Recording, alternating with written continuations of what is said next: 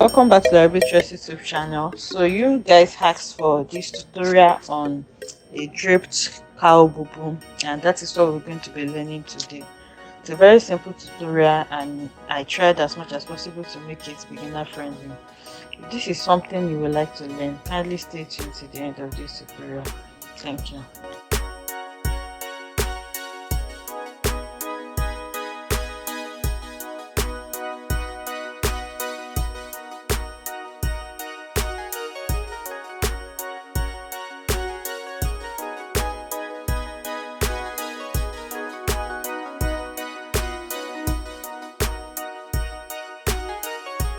So I'm going to be drafting this on a pattern paper because I want to use the slash and spread method for this. Okay, so you're not using this, you can draft directly on your fabric. So I have my paper, the length is the length of my dress, which is 60 inches in this case, and then the width is going to be my shoulder measurement.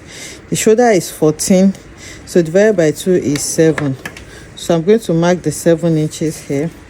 The neck width that I'm working with is 3 inches. Okay, it's a V neckline, so the neck depth is going to be around 6 to 7 inches as well, depending on how deep you want your neck to be. So I'm going to take my ruler and then I'm going to connect together for my neckline. Okay, the front and back neckline is the same. The drape is quite different, but I think I'm going to be using same for it, but I will explain to you how you can adjust it. So from here to here now is going to be our shoulder. So as against the regular armhole that we have here, in this case the armhole is going to be on this line as well. So my armhole is 14 divided by 2 is 7 inches. It's a sleeveless, so I won't want it to be too big, so I'm just going to mark 6 or 6.5 inches so that I won't have it so wide.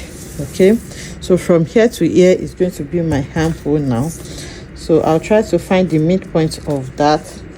Then once I have the midpoint, I'm going to come in by half or 1 inch for the from the starting point here. So this is just to draw like a armhole curve, and from here I'm going to connect the 3 dots together. So here now is my armhole. I hope you understand that this is my armhole, this is my shoulder, from here to here is my shoulder, and this is the neckline. Okay, so now it's a cowl dress, so we need to form the cowl. So for me, remember my shoulder is 7, so from here that my shoulder stopped, I'm just marking 17.5 inches or thereabouts. That's the length of my paper. I hope you can see that, and that's what I'm working with. So now to form the cowl, you need to determine where you want it to stop lengthwise. It can stop on your hip line, it can stop beyond your hip line. You just need to know where to stop this. So for me, from my starting point here, remember my actual length is 60 inches. So from the 60 inches, I'm going to deduct like 15 to 20 inches from that, and that's where I'm going to be stopping my cowl. So if I'm deducting 15 inches, that's 45, and if I'm deducting 20, that's 40. I think I'm just going to leave it at maybe 44 inches. Okay, and once I mark that point, again I'm going to take my ruler and connect it just like this. Okay, so this is where the cowl is stopping, which is 44 inches, and here is going to be my full length, which is 60 inches. So we're going to mark that as well so that we're not going to get confused. I'm going to cut off the excess that I have now. So now that we have marked that, what I'm going to do next is to connect my shoulder from here, from the 17.5 inches or so, from the starting point in a diagonal way to where the cowl is going to stop. So on this point now, going to use my hip measurement as a guide. The hip measurement I'm working with is 44 inches. 44 inches divided by 4 is 11. So 11 is here. I hope you can see what I'm doing. So now after marking the 11, you don't want it too tight. It's a boo-boo. So you can add between 3 to 5 inches as ease for it. I'm adding 4. You can also add some allowance to that. So what I'm going to do now is to connect from this starting point here all the way to the 44 inches mark. You can use your free hand just like we connect for our regular boo-boo, or you can use your ruler to connect it straight. So you can see what I'm doing there. I'm trying to change this marker so that we can see it better. I'm connecting from this starting point here. You can see me connecting like this all the way to where I want to stop the cowl. So you can see what I have there. So now on my full length, which is here, the measurement that I have here, I have about 15.5 inches here. So I'm going to mark that on the 16 inches mark, which is the full length as well. And then I'll use my straight ruler to connect that together. So now we are going to cut this out before we start the slash and spread. So like I said, at this point, if you want different drapes on your front and back, you're going to need to cut out another pattern for this. So I'm going to be working with the same drape. I'll just show you how you can do that. So here I'm cutting the hem, and then I'll go ahead and cut the side just like I marked it out. So I'll cut this now and then put it back so that we can see it. I've cut it out and this is what it looks like. So you can cut your boo-boo like this and it's to still form a cowl for you because of all this volume that we have. Remember, once your armhole comes through here, all of this is going to drop down. But because there is a certain way I want my drapes to follow, that's why I want to introduce another volume to it, especially towards the center front area through the slash and spread method. So here I'm cutting off the armhole, and here I'm cutting my neckline as well. Okay, so for this, like I said, depending on how you want your drapes to be, for mine I want it to be around the neckline area, towards this neckline, the center front area basically, excuse me, and I want it to be slanted. So I'm going to be slanting it to the side. So you can decide to start it from anywhere. So I think I'm just going to start from somewhere around here, and then from my starting point here, I'm going to mark around 20 inches downwards. Okay, so that's going to form the first drape. So from here now, let me just put the measurement to this. So from here along the neckline area, I have about 5.5 inches here, and then I marked 20 inches downwards. So what I'm going to do now is to slant it. You can see if it's not slanted enough, just by looking at it, you can further make it more slanted, which is what I think I'm going to do. So instead of 20 inches now, I'm making it 24, and just by placing my ruler, I think I prefer what I have here. So I'm going to make that into a straight line, which is going to form my first slash line. So here I'm connecting like this. So now, depending on how many slash lines you want, this is a tutorial, so I'm not going to be creating many. About 4 or 5 is fine for me. So here I'm going to mark maybe 2 inches difference from each of them. Since you already have the first one, it's going to make the entire process easier for you. So I'm just going to be marking 2 inches from the first one that I created. so you can see. And then it's going to be from the center front to the sides. So again, I'm going to mark another 2 inches like this. So depending on what you want. So if you look at the thumbnail, for the back, the slash line started from, it did not get to the neckline area, it started from around the waist area. So that was what I was saying. So if you want yours to start from, the slash and spread gives you the opportunity to do whatever it is that you want. You'll be able to control your drapes however it is that you want your drape to follow. So that's one of the beauty of what you have here. You can see for the front now, the drapes are starting from the front, from the neckline area. So for the back, if you don't want it to start from maybe the neckline, you can shift it to maybe the waist, and then from there, that's where you start creating your drapes. I hope we get that. But I'm using this same pattern for both front and back for me, because this is an illustration. So now this is my 1 2 3 4, this is my 4th slash line. I think I'm just going to do 1 or 2 more, and then you slash it open. So this ruler is also 2 inches, as you can see. So instead of marking, I can just place my ruler like this and then draw out my lines. That's because the ruler I'm working with is 2 inches, and I'm working with a space of 2 inches. If your space is small, you may need to just measure it the way we've been measuring. So now I'm going to stop the lines here, and then the next thing I'm going to do is to grab my scissors and then cut. After creating the slash lines, I went ahead to label them just in case any of them cut off, so that you will not get confused. So I have labeled it. You can have more or less depending on what you want. So remember, this is our center front. So you are going to be slashing. We want to introduce the volume to the side. We want to form more cowl effect to the side.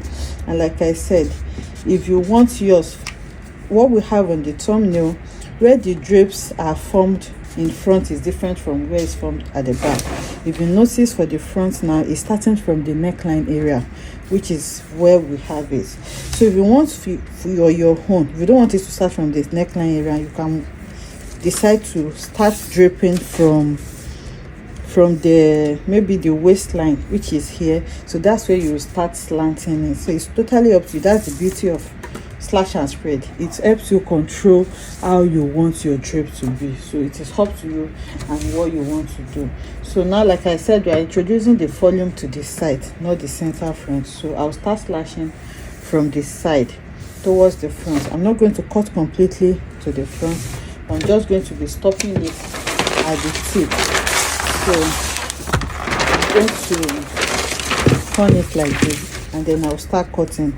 So I'm going to show you how I will spread it on this table. Then I'll go ahead and spread it because it's going to be quite big. So after spreading, I'm going to show you what it looks like. We have several slash and spread tutorial on the channel already, so I'm sure you are not new to this. So basically what I'm doing, I'm going to cut through to the line from the side. Okay, I'm cutting from the side. You're going to cut the line that you created. So you are going to stop it at the tip. I'm not going to cut completely to the front because we are not introducing the volume to the center front. It's going to be on the center back. So I'm just cutting, and then I will stop at the tip. So after cutting it now, you can spread this by whatever line, whatever space that you want. For me, I'm going to be using between 3 to 5 inches. Yours can be more or less. You can see here I want some drapes around the neck area, so that's why I have it. So now that I have cut it out, this is what it looks like. So I'll go ahead and start spreading. So what I mean by the space, if you're spreading by 4 inches, so if one is here, you're going to place your tape rule. Once you have 4 inches, you're going to stop it. Then you move to the next one, you place your tape again. Once you have 4 inches, you are going to gum it down. So I'll place a paper on it now, and then spread all of this with the space that I want, and then I'll bring it back to show us what it looks like. So I've spread it. As you can see, I had to join papers together because it's quite wide, and I spread by the 4 inches that I explained. So now what I'm going to do is to use my, you can see now that the tip are no longer the same. I'm going to use my marker to connect the tips together so that I can easily cut it out. So we're going to connect from one tip to the other, just like this. I hope you can see what I'm doing. I'm connecting them together, and then I'll go ahead and cut it out. So on the center front as well, I'm going to cut along the actual line that I have for my center front. So I'll cut exactly what I have on my center front, and then I'm going to connect the side and cut as well. So I'll place this on my fabric to cut, but before placing it on my fabric, I'm going to show you what it looks like in full. So this is what it looks like in full view. This is my neckline. You can see where your neckline stops. So when you are cutting, you can notch that place. This is where my neckline stops. This is my shoulder. This is the armhole, and that is the excess that we have. So you can see the extra fullness that we added, and it is towards the center front. You spread on the side towards the center front. I can see that our center front remained the same. We did not add any extra, so that all the cowls that we are going to be forming is going to be towards the side. So now you're going to cut 2 for this, for the front, and 2 for my front and back is the same, just like I explained. But if yours was spread separately, you cut 2 separately for the front and 2 separately for the back. So this is what I have for mine. So I'll go ahead and cut out 4 for this, 2 for front, 2 for back, and then I'll bring it back to show us what it looks like. So I'm using about 6 yards of fabric. It's consuming a lot of fabric because of the way the pattern is. You really cannot manage fabric with this. So I folded my fabric into 4 so that I can cut it together, because I'm using the same pattern for both front and back. So I just placed it like this, and then I'm going to cut around the pattern. I need half an inch allowance for sewing. So this is what it looks like. I'm going to go ahead and cut it out, and after cutting it out, I'm going to have 4 of this. So that will be 2 for front and 2 for back. So the first thing I'm going to do is to sew the center front so that I can have the front together and the back together before sewing it on the shoulder and the side.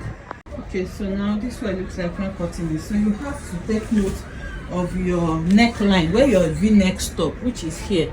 So you can see that I placed the notch at that point. That's where you start sewing for your center front and center back.